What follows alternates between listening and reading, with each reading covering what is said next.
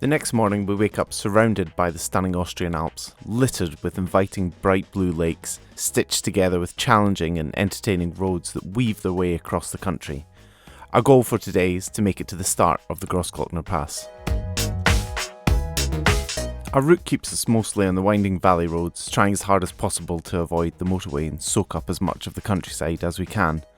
We have a quick stop at a cafe outside Innsbruck, which was recommended to us by a friend, before we crunch some miles to make it to Zell am See to camp for the night. It's a small skiing town, so it wasn't exactly cheap. So, in an effort to reduce the amount of money we were hemorrhaging, we decided to nip to the supermarket to buy some food and drinks.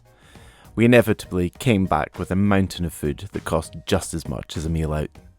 Waking up the next morning, we discovered that surrounding scenery was no less impressive than any other day in Austria so far.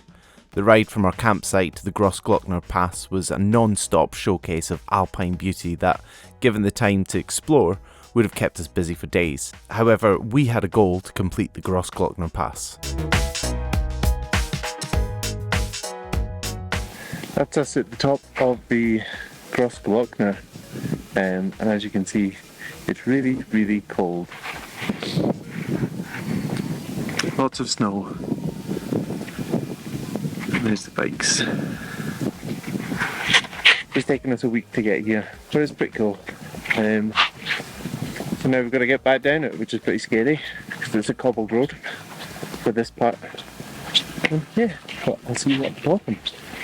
Making it to the peak of 2,500 metres was a challenge in itself, wrestling my lumbering bike up the winding mountain roads, and at that altitude it became a little bit grumpy about running at low revs, so the journey down would be more nerve-wracking than the way up, especially on the damp roads with hairpin after hairpin bend.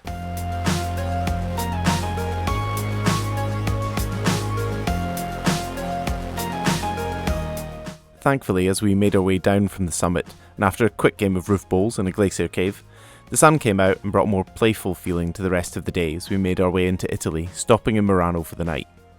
It'd been a day of challenging roads and contrasting weather conditions, so it felt only right to check into a hotel and head out for a good meal and a drink before the next day of riding. Join us in the next episode as we make our way to the infamous Stelvio Pass.